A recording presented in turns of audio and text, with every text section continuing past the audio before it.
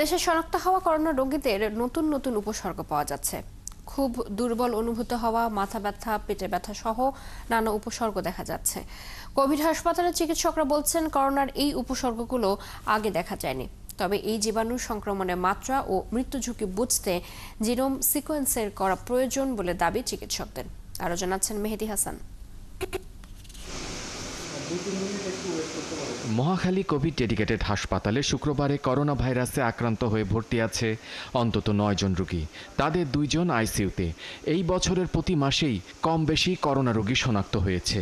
তবে মে মাসেই সবচেয়ে বেশি করোনা রোগী শনাক্ত হয়েছে, যেখানে শনাক্তের হার ছিল প্রায় 10%। কোভিড ডেডিকেটেড হাসপাতালের পরিচালক জানান, 2025 সালে সবচেয়ে বেশি করোনা রোগীর চিকিৎসা দিয়েছে এই হাসপাতাল। আগের বছরের তুলনায় এবার করোনা রোগের নতুন নতুন বৈশিষ্ট্য প্রকাশ পাচ্ছে। তবে জেনোম সিকোয়েন্স ছাড়া এই ভাইরাস কতটুকু সংক্রমণ প্রবণ বা মৃত্যু ঝুঁকি আছে তা জানা যাবে না বলে জানান তিনি। করোনার যা যা লক্ষণ বা যে কোনো ভাইরাল ডিজিজের লক্ষণ মোটামুটি একই রকম।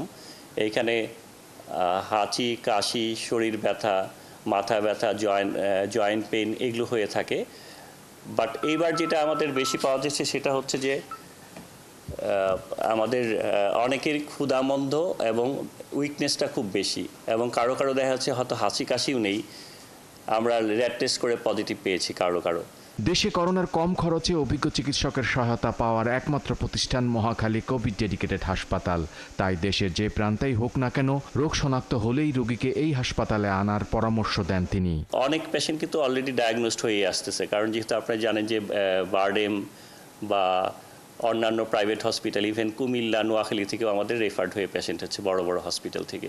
সেই জন্য আমাদের যেহেতু স্পেশালাইজড অনেক পেশেন্ট ডিটেক্ট হয়ে আসে। কিন্তু এটা লং টার্ম মেমোরি কীরকম সেটা কিন্তু এই যে বিভিন্ন আউটব্রেক হচ্ছে, এই আউটব্রেকগুলি কিন্তু এটাকে আপনার বোঝাচ্ছে যে আসলে এটা ফুল প্রুফ কোনো কিছু না।